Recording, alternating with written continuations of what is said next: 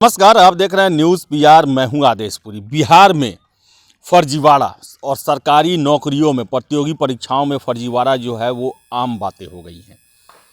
कुछ दिन पहले ही सिपाही भर्ती का फिजिकल चल रहा था, जिसका रिजल्ट परसों ही जारी किया गया है। 11,880 उसके परीक्षा के दौरान फिजिकल परीक्षा में लगभग 650 कैंडिडेट ऐसे पकड़े गए जिन्होंने पीटी परीक्षा में स्कॉलर को बैठाया था।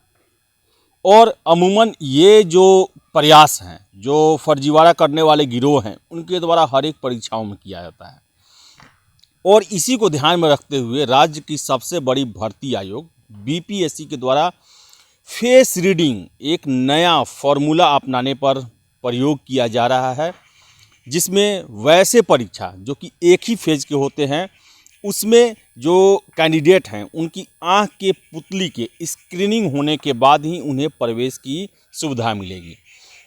आपको बता दें कि बीपीएससी ने फर्जीवाड़ा रोकने और स्कॉलरों के दूसरे के बदले बैठने को रोक लगाने के लिए और परीक्षा को ज़्यादा पारदर्शी ढंग से अपनाने के लिए ये जो है प्रयोग पर बल दे रहा है। और बहुत जल्द जो है इसकी शुरुआत इंजीनियरिंग परीक्षा से की जाएगी। आपको बता दें कि बीपीएससी का जो सिविल सेवा होता है वो पीटी होता है, मेंस होता है, इंटरव्यू होता है। इसमें स्कॉलर बैठने की संभावनाएं न के बराबर रहती है, क्योंकि वैसे स्कॉलर कम है या फिर स्कॉलर जो है उनका ऐसा नहीं है कि तीनों में वो पारंगत हो जाएंगे तो वो खुद की नौकरी करेंगे, दूसरे के बदले में वो ऐसा काम कभी कर भी नहीं सकते हैं।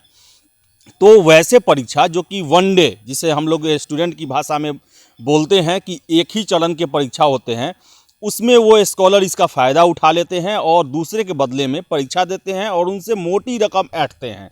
और उसके बाद जो अवांछित जो स्टूडेंट है, जिनमें योग्यता नहीं है या फिर जो फर्जीवाड़ा करते हैं 2 नंबर तरीके से, वो प्रवेश पा जाते हैं, नौकरी करते हैं और ठगे रह जाते हैं वैसे अभ्यर्थी जो कि दिन रात मेहनत से तैयारी करते हैं।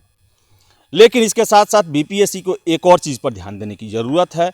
मैं भी बहुत दिन कैंडिडेट रहा हूं बीपीएससी की परीक्षा का, सिविल सेवा परीक्षा का, और अभी जो है रिपोर्टिंग करता हूं छात्रों से संबंधित, उनके परीक्षाओं से संबंधित।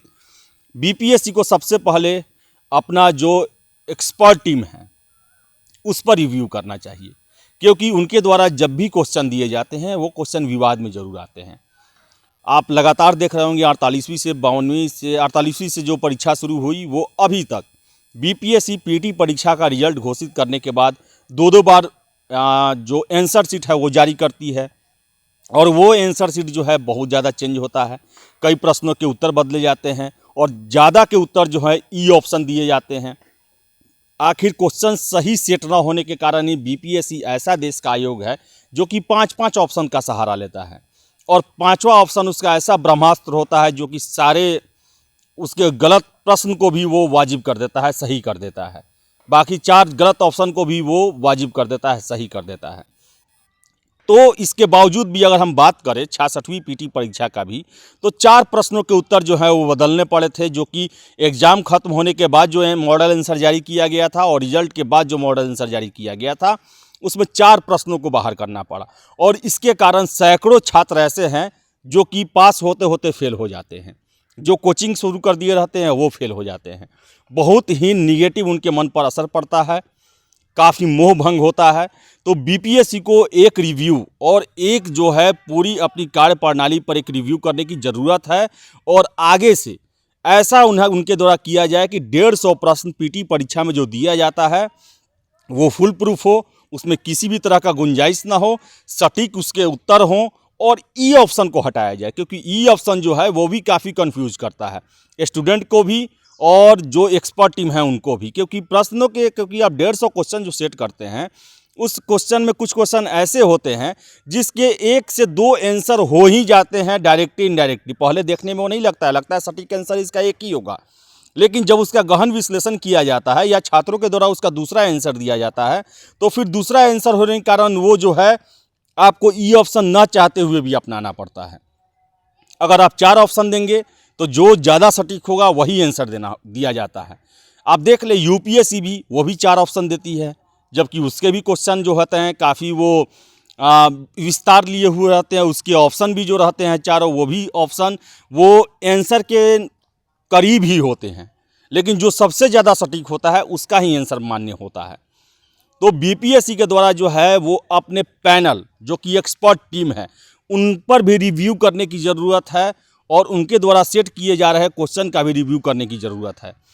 आपको हम बता दें कि मेंस परीक्षा में भी कुछ प्रश्न जो हैं वो विवादास्पद दिए गए थे। जैसे हम बताएं आपको 64वीं में राज्यपाल से संबंधित जो प्रश्न थे वो विवादास्पद थे।